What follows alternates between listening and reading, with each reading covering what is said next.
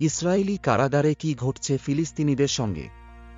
ঘরের বাইরে লড়াই নয়, বরং চার দেওয়ালের ভিতরে চলছে এক ভয়ঙ্কর যুদ্ধ। আজকের ভিডিওতে জানব সেই নিষ্ঠুরতা যা গোপনে চলছে বছরের পর বছর ধরে। ইসরায়েল ও ফিলিস্তিনের মধ্যকার দ্বন্দ্ব নতুন কিছু নয়, তবে এই দ্বন্দ্ব যখন একজন বন্দী ফিলিস্তিনির উপর চালানো হয়।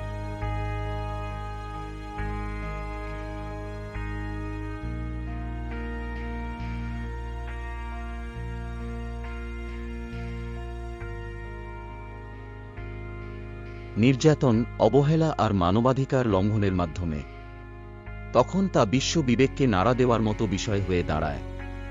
গ্রেপ্তার প্রক্রিয়া।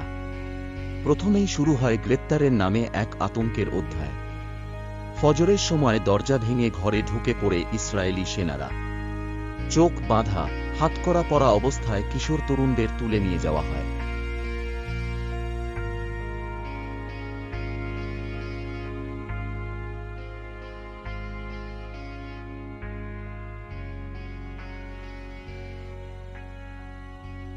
তাদের বিরুদ্ধে কোনো অভিযোগ ছাড়াই গ্রেপ্তার করা হয়।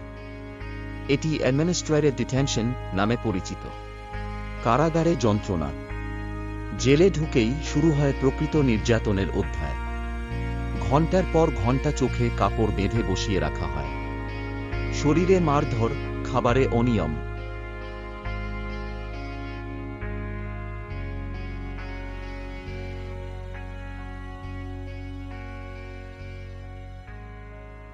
ঘুমাতে না দেওয়া, এসব যেন রুটিন নির্যাতন। অনেক সময় বন্দীদের একাকী কক্ষে দিনের পর দিন আটকে রাখা হয়। শিশু ও কিশোর বন্দীদের অবস্থা।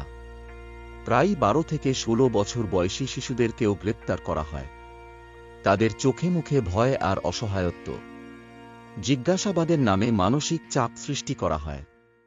এমনকি স্বীকারোক্তি আদায়ের জন্য হুমকি, অপমানজনক শব্দ ব্যবহার করা হয় বারবার। নারীদের উপর অত্যাচার। নারী বন্দীদের ক্ষেত্রে হয় আরও ভয়াবহ অবস্থা। শারীরিক ও মানসিক নির্যাতনের পাশাপাশি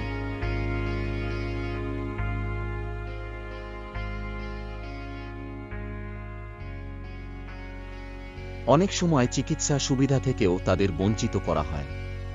প্রসূতি নারীদের হাতকড়া পরিয়ে রাখা হয় প্রসবের সময় পর্যন্ত। আন্তর্জাতিক প্রতিক্রিয়া। জাতিসংঘ, হিউম্যান রাইটস ওয়াচ সহ অনেক আন্তর্জাতিক সংস্থা ইসরায়েলি কারাগারে এই নির্যাতনের প্রতিবাদ জানালেও বাস্তব চিত্র তেমন একটা বদলায়নি। প্রায় 7,000 ফিলিস্তিনি বন্দী আজও কারাগারে। তাদের মধ্যে অনেকেই কোনো অভিযোগ ছাড়াই আটক। এইসব বন্দী শুধুমাত্র ফিলিস্তিনি হওয়ার কারণেই আজ বন্দী। তাদের অপরাধ, নিজের ভূমি, স্বাধীনতা ও অধিকার চাওয়া।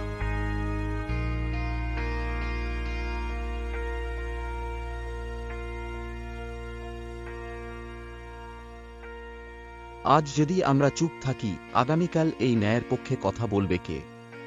শেষ কথা, বন্ধুরা, আমাদের দায়িত্ব হল সত্যটা সামনে আনা। ভিডিওটি শেয়ার করুন, জানিয়ে দিন সবাইকে। কারাগারের দেয়ালের আড়ালেও চলছে এক ভয়ঙ্কর যুদ্ধ। চ্যানেলটি সাবস্ক্রাইব করতে ভুলবেন না। আল্লাহ আমাদের সকলকে জালিমদের বিরুদ্ধে দাঁড়ানোর সাহস দান করুন।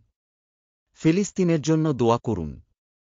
আসসালামু আলাইকুম ওয়া রাহমাতুল্লাহ।